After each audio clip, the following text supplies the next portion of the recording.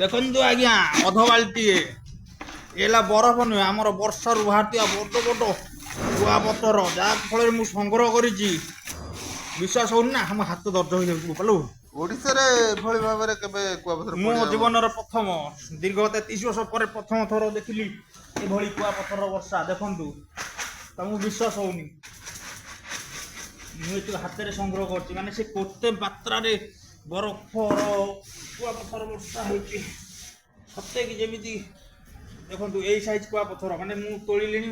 ଆରେ ଇଏ ମଣିଷ ବର୍ଷା ମୁଣ୍ଡରେ ବାଜିଲେ ରହିବନି ଦେଖନ୍ତୁ ଦେଖନ୍ତୁ ବିଶ୍ୱାସ ହଉନି ନା କଣ ଦାସ ବାବୁ ଦେଖୁ ତ ଇଏ ତରଳି ଗଲାଣି ଆରୁ କେଟେ କେଟେ ଥିଲା ବୋଲୁ ବରଫର ବର୍ଷା।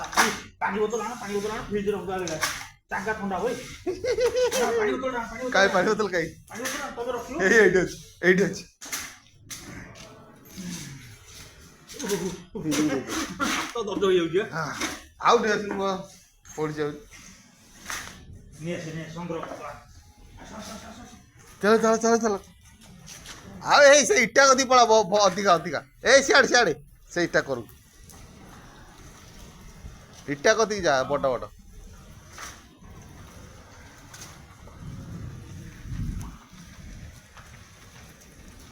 ୱାଓ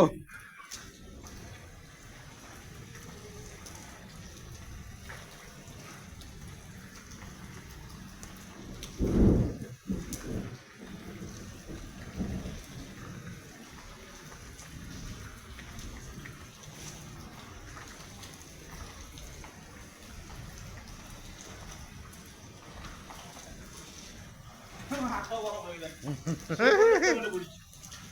ଯିବା ସେ କଣ କୋଉ କଣ ହାତ ପୁରା ବରଫ ହେଇଗଲା ମାନେ କେଟା ହେଇଗଲା। ଫୁଲ ତ କରିଦେଇଛନ୍ତି କେତେ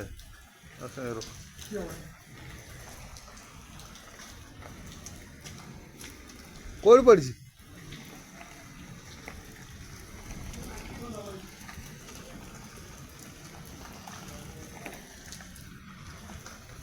ବର୍ତ୍ତମାନ ଚଗଲା କୁଆପଥର ଗୋଟେଇବାରେ ବ୍ୟସ୍ତ। ବର୍ତ୍ତମାନ କୁଆପଥର ବନ୍ଦ ହେଇଯାଇଛି କିନ୍ତୁ ଚଗଲା ଗୋଟେଇବାରେ ବ୍ୟସ୍ତ। ବର୍ତ୍ତମାନ ଯାହା ହଉ ଅତି ସୁନ୍ଦର ଭାବରେ କୁଆପଥର ଗୋଟଉଛନ୍ତି ଚଗଲା ବାବୁ। କେତେ ବାଲ୍ଟିଏ ସଂଗ୍ରହ ହେଲା? ଆଚ୍ଛା ଆଚ୍ଛା ଆଉ ପାଣି ବୋତଲ ଗୁଡ଼ା ତା ଭିତରେ ରଖିଦିଅ ଥଣ୍ଡା ରହିବ ଆଉ। ଫ୍ରିଜର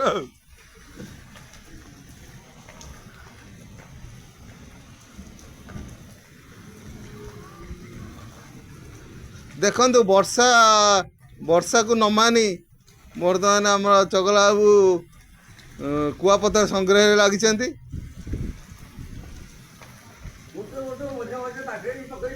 ହଁ ଗୋଟେ ଗୋଟେ ପୁରା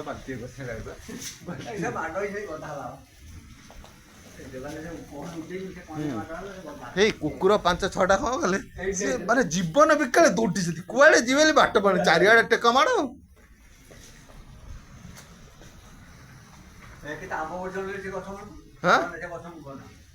ଏଇ କି ଆମ୍ବ ପଡୁଛି ବେ ଅନା ଅନା ସେ ଗଛ ମୂଳ ଏଇ ପାଖ ହେଇଥିଲେ ଦେଖିଲୁ କି ଆମ୍ବ ତାଙ୍କ ସବୁ ଶୋଇଛନ୍ତି। ଭାଇ ଦେଖ ବାଲ୍ଟି କୁଆପଥର ପାଣି ବୋତଲ ରହିଛି ତା ଭିତରେ।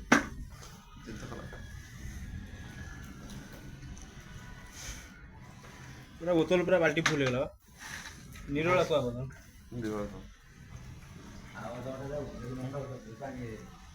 ବନ୍ଦ କର ନାଲିଟା ବନ୍ଦ।